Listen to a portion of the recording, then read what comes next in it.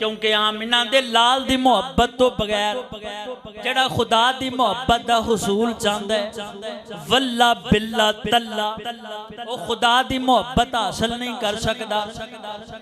खुदा दी मुहब्बत नू हासिल करने वास्ते तरे मुस्तफा ते हाजरी पेश करनी पवेगी, तरे मुस्तफा ते सलाम करना पवेगा, तरे मुस्तफा ते हाजरी लगवानी पवेगी, तरे मुस्तफा ते कबूलियत करवानी पवेगी।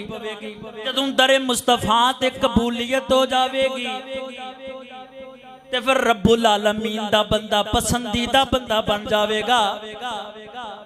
हुजूर सैयदुल मुरसलीन ते दरूद शरीफ पढ़न दी हदीस मुबारक पेश करन लगे हैं।